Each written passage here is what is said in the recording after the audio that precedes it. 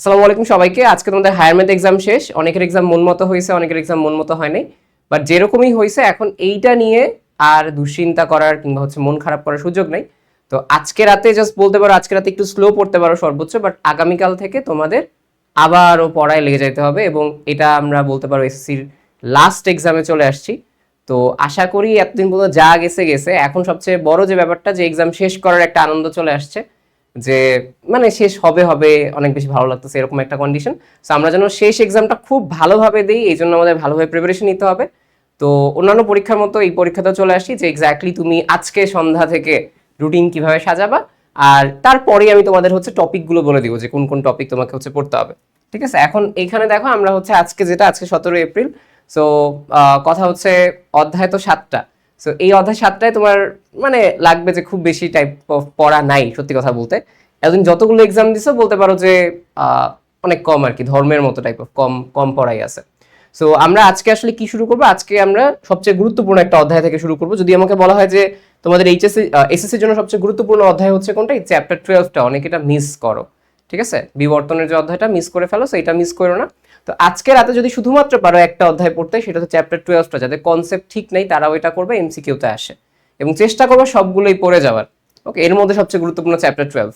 So chapter 12টা সন্ধ্যা থেকে শুরু করে দাও, হয়তো তোমার 3-4 ঘন্টা ম্যাক্স লাগবে। আর এরপরে যদি সুযোগ পারো চ্যাপ্টার 3টা একটু পড়া স্টার্ট করবা। চ্যাপ্টার 3 এর পড়া খুবই কম, লাইক কতগুলো স্টেপ আসে, এটা থেকে মোটামুটি সিকিউ আসেই। এখন যেহেতু আর কমাই দিছে তোমাদের অধ্যায়, তো সিকিউ 3টা মানে এটা চ্যাপ্টার 3টা পড়া স্টার্ট করবা, হয়তোবা শেষ হবে বা মাইটোসিস পর্যন্ত শেষ হবে, এরপরে মিওসিসটা পরের দিন সকালে চলে যাবো। শেষ করে চেষ্টা করবা আমরা সকালবেলায় আরেকটা গুরুত্বপূর্ণ অধ্যায় দিয়ে স্টার্ট করতে, মানে আমরা যখন মনোযোগ একদম ম্যাক্সিমাম থাকে আমরা চেষ্টা করব সবচেয়ে গুরুত্বপূর্ণ অধ্যায়টা দিয়ে শুরু করার। চ্যাপ্টার 4 এটা নিয়েও তোমাদের সমস্যা থাকে, জীবনী শক্তি। তো এই অধ্যায়টা ভালোভাবে তোমাকে পড়তে হবে, চেষ্টা করবা সকাল থেকে দুপুর বা তোমার যে নামাজে যাওয়ার আগে, জোহরের নামাজে যাওয়ার আগে কিংবা দুপুরে খাওয়ার আগে, এর মাঝখানে শেষ করার চেষ্টা করবা এমসিকিউ প্র্যাকটিস সহকারে বা বইয়ের কনসেপ্টটা সহকারে। সো তোমরা আমাকে একটু বলবা যে তোমাদের আমি অলরেডি এমসিকিউ এবং তোমাদের এসকিউ প্রিপেয়ার করছি, বাট তোমাদের কনসেপ্টটা আমি কোন স্টাইলে দিব? তোমাদের কি বই ধরে ধরে পড়াই দিব প্রতিটা লাইন? তাহলে কি তোমরা বেশি কনভিনিয়েন্ট ফিল করবা, নাকি তোমাদের স্লাইড ধরে পড়াই দিব? এখন অনেকে কিন্তু বই ধরে পড়া পছন্দ করো পরীক্ষার আগে, যেরকম আমি বই ধরে পড়া পছন্দ করতাম। সো এটা তোমাদের একটা ইচ্ছা, তোমরা আমাকে এই ভিডিওটার পরেই জানাবা, সেই হিসেবে আমি ওই হিসেবে দাঁড়ায় যাবো ভিডিও করতে, ঠিক আছে, বা ক্লাসগুলো নিতে। আচ্ছা, সো এরপরে চ্যাপ্টার 4-এর পরে তুমি চলে যাবো চ্যাপ্টার 13-এ।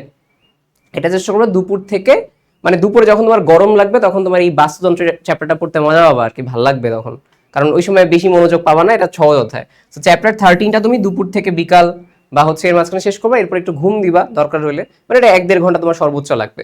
আর চ্যাপ্টার 11 যেটা, চ্যাপ্টার 11-এর কেসে কি চ্যাপ্টার 11-এর কেসে তোমার সন্ধ্যা থেকে রাত, এটার মাঝখানে চ্যাপ্টার 11টা শেষ করবে। রাত বলতে এটাও 1.5 ঘন্টার মতো লাগবে, তোমাদের আংশিক পার্ট আছে। আর এরপরে তুমি চ্যাপ্টার 2টা স্টার্ট করতে পারো। চ্যাপ্টার 2 অনেক বড়, যদি মনে হয় যে ভাই আমার রাত বেশি লেগে গেছে, রাত 9টা-10টা বেজে গেছে, তখন তুমি চ্যাপ্টার 2 এর বদলে চ্যাপ্টার 1 পড়বা।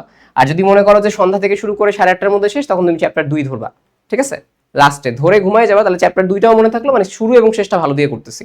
আর এর পরের দিন চেষ্টা করবা মোটামুটি দুপুরের মধ্যে আমার যা অধ্যায় বাকি আছে সেগুলো শেষ করা, চ্যাপ্টার 1 রেস্ট।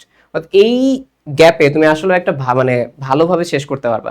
চেষ্টায় মানে মাথায় এটা রাখবা না যে আমি আজকে রেস্ট নিয়ে আমি একদম শেষের দিন গিয়ে শেষ করব, ঠিক আছে।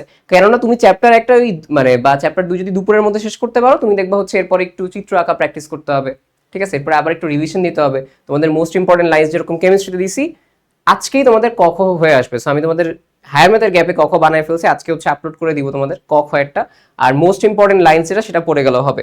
সো আমার এইখানে তোমাদের প্রিপারেশনের কেসে একটা পরামর্শ থাকবে, যদি সত্যি কথা বলি আর কি, যে তোমাদের এইখানে সিকিউ এমসিকিউ প্রচুর আছে, বাট এমসিকিউতে ভালো করার ওয়েটা কি তুমি কত বেশি প্র্যাকটিস বা কত বেশি এমসিকিউ সলভ করছো তার চাইতেও তুমি কতটা ভালো বই ভালোভাবে পড়ছো, এটা একটা কথা।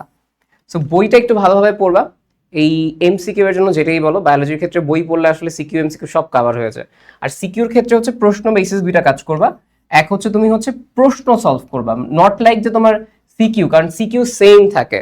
যেরকম তোমার অধ্যায় 1-এ মনেরা প্রোটিস্টার তুলনামূলক বৈশিষ্ট্য বা প্লান্টি অ্যানিমেলিয়ার তুলনামূলক বৈশিষ্ট্য, তার মানে আমাকে বৈশিষ্ট্যটা যদি পড়তে পারো তাইলে হয়ে যায়।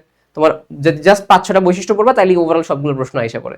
আর দ্বিপদী নামকরণের প্রয়োজনীয়তা ও গুরুত্ব অধ্যায় 1 থেকে।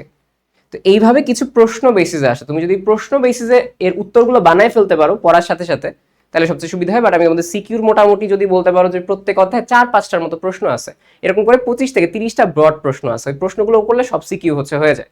So, আমি তোমাদের এই সিকিউর একটা ক্লাস দিব। আর তোমরা যদি আমাকে বলো যে ভাই আপনি আমাকে বইটা পড়ায় দেন, তো আমি হচ্ছে তোমাদের বইটা একদম ধরে ধরে পড়ায় এক্সপ্লেনেশন করে দিব, প্রত্যেক লাইন টু লাইন পড়ায় দিব, বেশি সময় লাগবে না, ঠিক আছে? সো এরকম তোমরা কোন স্টাইলে ক্লাস চাও সেটা আমাকে জানাবা। বাট আমি তোমাকে বললাম যে বই both for CQ MCQ, secure জন্য একটু স্পেসিফিক্যালি প্রশ্ন করবা, তাহলে দেখবো সবকিছু হবে, চিত্রটা আঁকা শিখবা, তাহলে দেখা যাবে যে বায়োলজিতে ইনশাল্লাহ 95+ মার্কস তুমি ইজিলি অ্যাটেন্ড করতে পারবা। প্র্যাকটিক্যাল যদি বাদ দিই, প্র্যাকটিক্যালে মোটামুটি 24-25 দেয়, আর তোমার হচ্ছে কিছু কিছু প্রশ্নে কাটে, তুমি যতই ভালো লেখো না কেন, তাত্ত্বিক তো তাই, তারপরও 95+, অনেক সময় অনেকে 100 পায়। সো এই হচ্ছে ওভারঅল কথা, ঠিক আছে? সো প্রিপারেশনটা ভালোভাবে, ইনশাল্লাহ খুব ভালো মানে প্রিপারেশন হবে তোমাদের।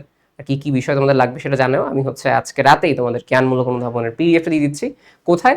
তো হোয়াটসঅ্যাপ চ্যানেল তোমাদের আছে কমেন্টে দেওয়া, সেটা জয়েন হয়ে থাকা, আমি এখানে সবার আগে তোমাদের পিডিএফটা দিয়ে তারপরে হচ্ছে আমি ক্লাস দেবো। ওকে, সো আল্লাহ হাফেজ, সবাইকে ভালো থাকো, প্রিপারেশন ভালো হবে, লাস্ট এক্সাম। সো লাস্ট এক্সামের আনন্দ আছে, ভালো লাগতেছে, বাট তারপরও ভালোভাবে প্রিপারেশন নিতে হবে। ওকে, আল্লাহ হাফেজ।